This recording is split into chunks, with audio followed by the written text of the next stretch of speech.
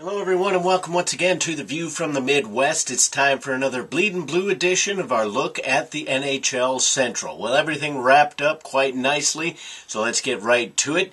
And they'll start off with the division-winning Dallas Stars. The Dallas Stars ended their season with a 2-0 week and took the division crown.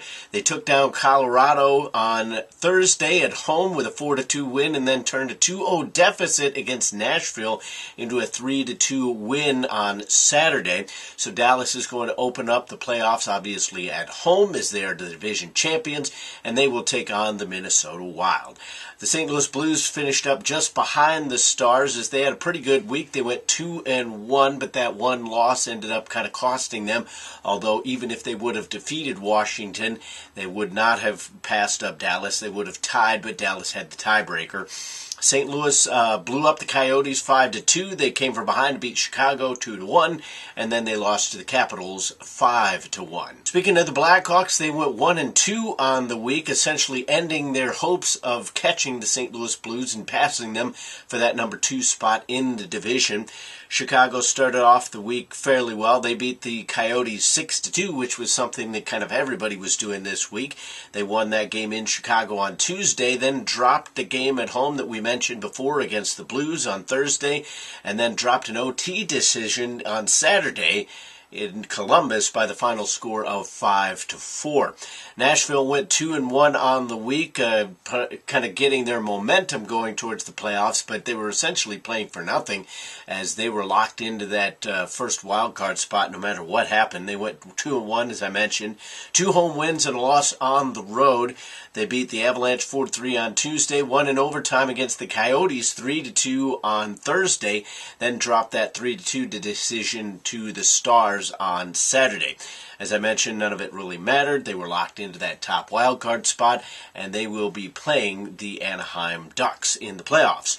Talking about wildcard teams, the Wild wrapped up the wildcard spot, that final one, although they didn't do it on their own. They pretty much did it because they were terrible, but the Avalanche were terrible as well. The Wild lost their last 5 games, including the 2 that they played this past week. Minnesota lost both at home, falling 3-0 against the Sharks on Tuesday, and then 2-1 on Saturday against the Flames. And I mentioned one of the big reasons that the Wild still got into the playoffs was the losing nature of the Avalanche as well. They just tried to one-up Minnesota, basically. They lost their last 6 games. Obviously, that includes all the games that they played last week. And they also lost 7 of 8. So they were right in the thick of things. And if they could have picked up a couple victories in the last week of the season, they might have given themselves a chance. But instead, they just kind of fell apart. They lost 3 in a row to end the year. They dropped 2 on the road and 1 at home. They lost 4-3 on Tuesday to Nashville, 4-2 to Dallas on Thursday, and then their home finale was a 5-3 loss to the Anaheim Ducks, who pretty much surged their way up to that top spot in the Pacific Division. Meanwhile, the Winnipeg Jets finished just about as well as anybody. They ended the year on a West Coast swing and beat everybody. They beat the Ducks 2-1 on Tuesday, knocked off the Sharks 5-4 on Thursday, and then picked up a shootout win for a 4-3 final over the Kings on Saturday. So let's take a look at our final NHL standings in the Central Division. Obviously, the Stars finish up with 109 points. They are 50, 23, and 9. They get that top spot. Behind them by 2 points with 107 of the St. Louis Blues. 49, 24, and 9 was their final record. Chicago finishes up 47, 26, and 3 for 103 points. 96 points for the Nashville Predators as they go 41, 27, and 14. The Minnesota Wild go 38, 33, and 11 for 87 points. 96 points is what Nashville had, if I messed that up. 82 for the Colorado Avalanche, so they finished 5 points out of a playoff spot. They finished 39, 39, and 4. And the Jets go 35, 39, and 8 for 78 points. So looking ahead, there are going to be some really intriguing matchups coming up in the playoffs. Obviously, a lot of Central Division teams playing each other because that's the way that they've orchestrated the playoffs right now.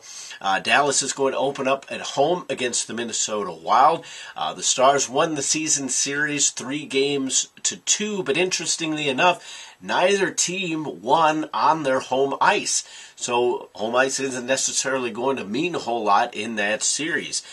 There were 3 overtime games with Dallas winning 2 of them, and the only game not decided by 1 goal in that matchup was a 6-3 Dallas win back in December. The Nashville Predators are going to open up against the Anaheim Ducks. See, and that's how Nashville got that second to last wild card spot, and Anaheim on the last day of the season sewed up that number 1 spot in the Pacific. So Nashville is going to face the Western foe, and we'll see how those two match up against each other. Should be a pretty good series there as well. Both of those teams are fairly big when it comes to the size of their players.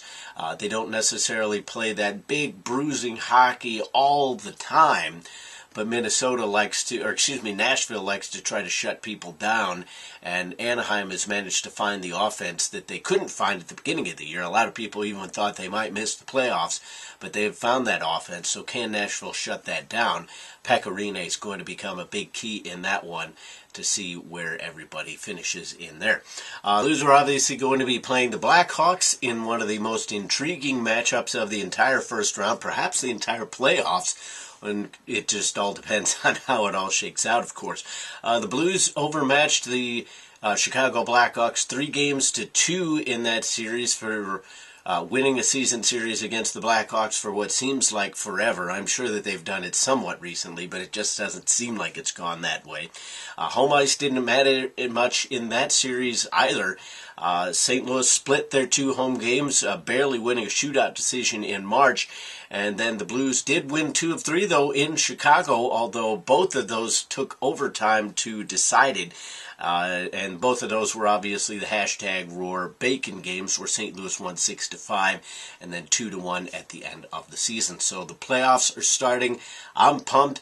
Everybody get your playoff beards going. I haven't decided if I'm going to really go for it or not, due to the fact that it seems like the years that I actually started growing a beard are the years that St. Louis got knocked out in the first round. So we'll stick with this maybe just to start off with and then see how things go. But it should be a really fun time. Hopefully everybody enjoys the playoffs, and obviously from my perspective, hopefully the Blues get a win, but we will see. That'll wrap up the View from the Midwest, our weekly look at the NHL Central Division. Comment, rate, and subscribe. Who do you think are going to win all the matchups? Let us know down in the comment section as we try to keep the conversation rolling. But until the next time, I'll see you then.